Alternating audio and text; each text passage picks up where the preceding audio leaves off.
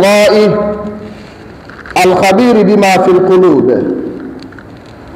الذي جعل الميزان ميزان الحق وأمر بالوفاء بالعهد وصية للوارثين وأحاط بعباده بعين يقظة لا تغفل عن ذرة علم.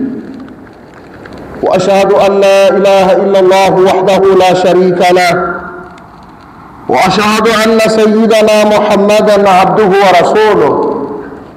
اللهم صل وسلم وبارك على سيدنا محمد وعلى آل سيدنا محمد من يومنا هذا إلى يوم الدين. أما بعد، فأوصيكم عباد الله ونفسي بتقوى الله فقد فاز المتقون.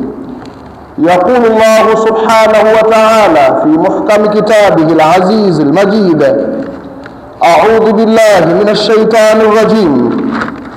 تلك حدود الله ومن يطع الله ورسوله يدخله جنات تجري من تحتها الأنهار خالدين فيها وذلك الفوز العظيم. ومن يعص الله ورسوله ويتعد حدوده يدخله نارا خالدا فيها وله عذاب مهين. بارك الله لي ولكم بالقرآن العظيم ونفعني وإياكم بالآيات والذكر الحكيم. Ndugu zangu Waislamu, na wahusieni nyie pamoja na kuhusia nafsi yangu kushikamana kumcha pamoja na kumtii al-haq subhanahu wa ta'ala. Aljumaa iliyopita ndugu zangu tulielezana kuhusu ukosefu wa maadili. Uko namna nyingi sana, walakin uko ukosefu wa maadili wa mambo tunayojua na kuna mambo tusiyoyajua sana. Katika jambo ambalo tumedokeza katika aljumaa iliyopita kwamba jamii nyingi zinazotuzunguka na wengi watu katika ulimwengu huu kwa sasa, suala la mwenzetu anapotoka katika ulimwengu kwenda akhera huwa hatufanyi jukumu la kurithisha, jambo ambalo ni kosa kubwa na ni jambo baya tunalomkosea Mwenyezi Mungu Subhanahu wa Ta'ala. Jambo lile au jambo hilo ndugu zangu si matakwa ya mtu, si kwamba mtu mwenyewe anataka, hapana. Ni jambo la wajibu, ni ibada ile, kama mtu ambavyo anavyofanya ibada nyingine zozote, kwamba jamii ikaweza kukaa ikamuhusisha mmoja ambaye analijua jambo lile namna ya kuliwezesha lifanikiwe, na mtu huyo akalifanya. Mwenzetu alikuwa na mali zake, kama ni baba yetu alikuwa na mali zake, kama ni kaka yetu, kama ni dada yetu, ni mama yetu alikuwa na mali zake. Hicho chatakiwa kigawanywe kwa wale wanaomuhusu kisheria na namna ya kuliwezesha jambo hilo. Abdullah bin Mas'ud ni mwanafunzi wa Mtume Muhammad sallallahu alayhi wa alihi wasallam, anatuambia kwamba aklul mirathi, kula mirathi, kwa sababu kuna baadhi ya watu wanahodhi, anahodhi lile jambo, asema mimi ndiye muhusika wa marehemu. Kwa hiyo anachukua mali zote za marehemu, na hasa likifanyika kosa, kuna kosa linalofanyika bila utaratibu, la kwamba kuna baadhi ya wazee au saa zingine wamekwenda katika mamlaka hii na ile, kaambia wewe ndiye msimamizi wa mali za marehemu. Linalofuatia ni kwamba huyo ameambiwa hivyo, sasa atakuwa ndiye mwenyewe, atakuwa anachukua zile mali anazitumia yeye pamoja na familia yake, hali ya kwamba wale wahusika, watoto wa marhum, baba wa marhum, mama wa marhum au kaka wa marhum, kwa mujibu wa sheria inavyotaka arifu, utakuta kwamba hawafaidiki wala hawapati chochote.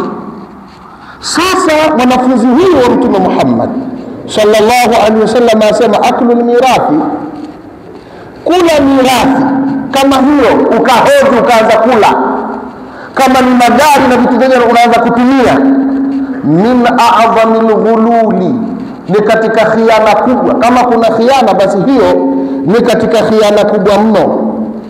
Asema mwanafunzi huyu wa Mtume sallallahu alaihi wasallam, wama raaitu haqqan tujuhila a'dhama min almirath. Asema sijaona haki ambayo watu wamefanya kwamba wamejisahaulisha, wamesahaulishwa hivi, yani kama vile watu si kama kwamba hawaelewi umuhimu, lakini wamejifanya kama hawaelewi hivi. A'dhama min almirath, jambo hilo kubwa kuliko mirathi. Ani hili jambo kuna watu wengi wanajifanya kama hawaelewi, hata kama wanaelewa. Katika familia ile kuna mjuzi, kuna nani, lakini wanajifanya kama hawaelewi. Basi asema hatujaona jambo watu wanajifanya kwamba hawaelewi kuliko jambo hilo. Lakini ulama kwa maelezo hayo wakasema sasa yako mambo ambayo yatakiwa kuzungumzwa. Leo tutazungumza kipengele kimoja, Aljumaa nyingine kipengele kingine, kisha tuhitimishe kwa utaratibu wa yale tulianza nayo, kwamba kuna madhara ambayo yanampata huyo mwenye kutumia mali ya marhum bila kuwagawia wahusika. Yako madhara yanayompata. Ani wewe unatumia hivyo, yako madhara yatakukumba yako. Lakini kuna madhara yanayoipata hiyo mali sasa. Kuna madhara yako wewe unayekula, lakini kuna madhara yanayoshuka kwenye hiyo mali. Leo tutazungumzia madhara yanayompata muhusika huyo anayehodhi. Na hili jambo limeenea, jambo hili limeenea, na familia nyingi zinaona ni kitu jambo la kawaida sana, jambo la kawaida kweli kweli. Ndugu yangu Muislamu, mwanafunzi wa Mtume Muhammad sallallahu alayhi wa alihi wasallam sema, huyu ni Umar bin Khattab, anatuambia man akhadha malan bighairi haqq. Dhara la kwanza, yako madhara kadhaa nitaeleza machache sana. Man akhadha malan bighairi haqqi, mtu yeyote anayechukua mali hiyo tuliyozungumza, akachukua mali bila ya haki, kwanza sallallahu alayhi hamma, kwanza Mungu anampa mtu huyo hamman, mshughuliko wa moyo. Hawezi kupata utulivu katika kipande hicho cha maisha, kipande cha uhai kilichobaki cha kwake. Kwanza mtu anampa hamman, huzni, kwa maana mshughuliko wa moyo, hatulii. Utakuta ukimtizama hayuko sawa, kila wakati ni mtu wa kubabaika. Hamu hiyo, huzni hiyo, mshughuliko huo wa moyo, yut'ibuhu, ambao utakokuwa unampa taabu kila siku. Hapa ni katika masala ya kidunia, hatujataja akhera. Hapo ulimwenguni hutapata utulivu. Sasa si vizuri katika adhabu kubwa kabla adhabu ya akhera ni mtu kukosa utulivu. Hutoweza kuishi vizuri na mke wako kwa sababu huna utulivu. Hutoweza kuishi vizuri na familia yako kwa sababu huna utulivu. Hutoweza kufanya kazi zako za kila siku maofisini kwa ufanisi kwa sababu huna utulivu. Kumbe hujui dhara lenyewe umehodhi. Tusameheane, ndo maelezo yenyewe tuliofundishwa na Nabii Muhammad sallallahu alaihi wasallam, na lazima tuyaeleze, hasa ikiwa ni mwisho wa miezi hii. Leo mwezi 29 kama sikosei, mfungo wa 8. Hii ni miezi ya kitaaluma wanasema wenyewe. Pili, mwanafunzi wa Nabii Muhammad huyu ni Sayyidina Ali ibn Abi Talib radhiyallahu ta'ala anhu asema, akla mirathi dhulma, mtu anayekula mirathi kwa dhulma, kwanza yaqta'ul arhama, kwanza anakata ule udugu, kwa sababu udugu hautaki hivyo. Udugu wataka kuungana kwa namna zile za kisheria. Kwanza anakata udugu.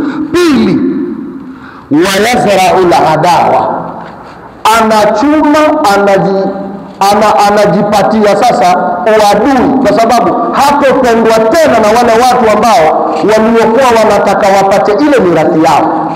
Kama ni watoto wa marhumu hawatakupenda tena, hata kama hawaonyeshi kwamba wewe hawakutaki, wana heshima fulani, lakini hawawezi kukupenda tena. Na ni jambo ambalo ni baya, familia yote haitakuwa na wewe. Hivyo ni wajibu kwamba mwenzetu anapotutoka, hebu kaeni haraka. Katika mambo yanayotakiwa kukaliwa haraka ni madeni yake. Madeni, kabla hujaandaa ubwabwa wa tatu, kabla hujaandaa ubwabwa wa 40, kwanza watu wanakaa madeni, kwa sababu yule mwenye deni anafungwa minyororo ya adhabu kaburini mpaka deni lake lilipwe kwa mujibu wa nafsi ya Nabii Muhammad. Kwanza madeni, mbele ya madeni. Kisha kaeni haraka katika ukaaji wenu wa haraka namna ya kuirithisha ile mali. Kila mtu ajue hisa yake, na utaratibu tutakuja kueleza. Si lazima ile nyumba sasa uzeni, kuna hisa za namna ya kufanya ili yule mwenye familia ile ajue hisa na namna ya mirathi katika eneo lile. Fuateni wanazuoni, watakuelekezeni. Mwisho, jambo la kula mirathi ambalo litakudhuru akhera. Nabii Muhammad sallallahu alaihi wasallam asema, na ghasaba mala mri'in, mwenye kukwapua, kuchukua hivi mali ya mtu muslimin bighairi haqi, kwa sababu wewe unakula ile mali ile sio bila haki, laqiya Allah wa huwa alayhi ghadban, mtu huyo atakutana na Mungu hali ya kwamba Mungu kamkasirikia. Mwenyezi Mungu atuhifadhi na hilo. Na ukila mali ambapo sio ya halali, hatuwezi kueleza yote kulingana na muda wetu. Katika madhara makubwa ukila mali ambayo sio ya halali ni kutokujibiwa dua. Tatizo kubwa sana ni mano ijabati dua, kutokujibiwa dua. Unaonaje ndugu yangu, unafanya ibada zako, unafanya nini, dua ukiomba haifiki, haipetuki hapa. Watu wote kila siku wanakulalamikia hivyo. Na wahusieni ndugu zangu, na kuihusia nafsi yangu katika somo letu la leo ambalo tumelihudhurisha mbele yenu. Kila mmoja anayetoka katika eneo hili akenda katika familia yake, akaye aangalie utaratibu wa kurithisha na kuwapa hisa wale ambao ni wahusika wa mali ya marhumu. Na sisi ni marhumu baada ya muda. Mwenyezi Mungu ataulisha nyumuri zetu, atupe afya sisi pamoja na familia zetu.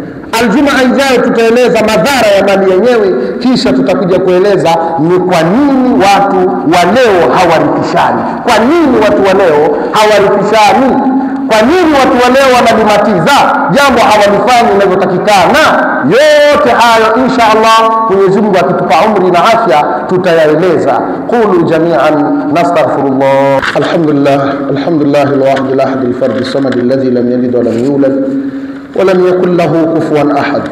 Wa ashhadu an la ilaha illa Allah wahdahu la sharika lahu وأشهد أن سيدنا محمدا عبده ورسوله. اللهم صل وسلم وبارك على سيدنا محمد وعلى آل سيدنا محمد من يومنا هذا إلى يوم الدين. أما بعد، فأوصيكم عباد الله ونفسي بتقوى الله، فقد فاز المتقون.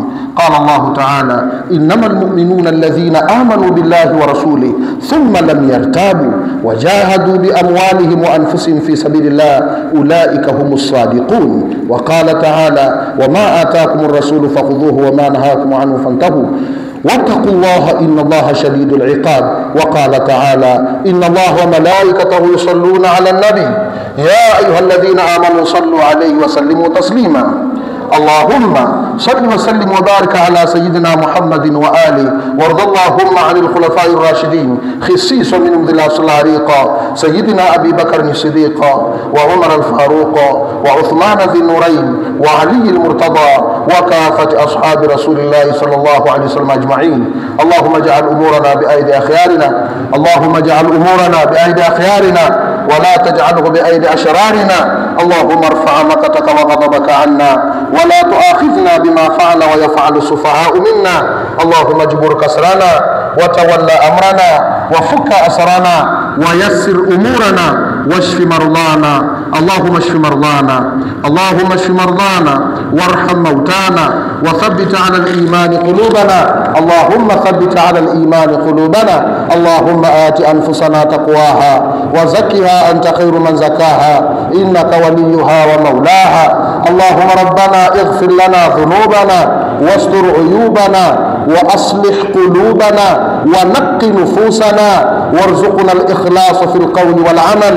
اللهم فرج همومنا، اللهم فرج همومنا ونفس كروبنا واقض ديوننا. اللهم احفظ بلادنا وأهلنا، اللهم احفظ بلادنا وأهلنا وألف بين قلوبنا وارزقنا الأمن والإيمان والسكينة والإحسان. اللهم اجعل جمعنا هذا جمعا مرحوما وتفرقنا من بعده تفرقا معصوما، ولا تجعل فينا ولا معنا ولا منا شقيا ولا محروما. اللهم اهدنا لأحسن الأخلاق لا يهدي لأحسنها إلا أنت، واصرف عنا سيئها لا يصرفها عنا إلا أنت برحمتك يا أرحم الراحمين. اللهم ارزقنا توبة نصوحا قبل الممات وراحة عند الممات ونعيما بعد الممات. اللهم إنا نسألك صحة في البدن وسعة في الرزق ونورا في القلب وسدادا في الرأي وتوفيقا في كل أمر. اللهم اغفر للمؤمنين والمؤمنات والمسلمين والمسلمات الأحياء منهم والأموات إنك سميع قريب مجيب الدعوات يا قاضي الحاجات ويا كافي المهمات برحمتك يا أرحم الراحمين. عباد الله، إن الله يأمر بالعدل والإحسان وإيتاء ذي القربى وينهى عن الفحشاء والمنكر والبغي يعظكم لعلكم تذكرون. اذكروا الله العظيم الجليل يذكركم واشكروه على نعمه يزدكم ولذكر الله تعالى أعز وجل وأكبر. واقيموا الصلاة، قوموا إلى صلاتكم يرحمكم الله.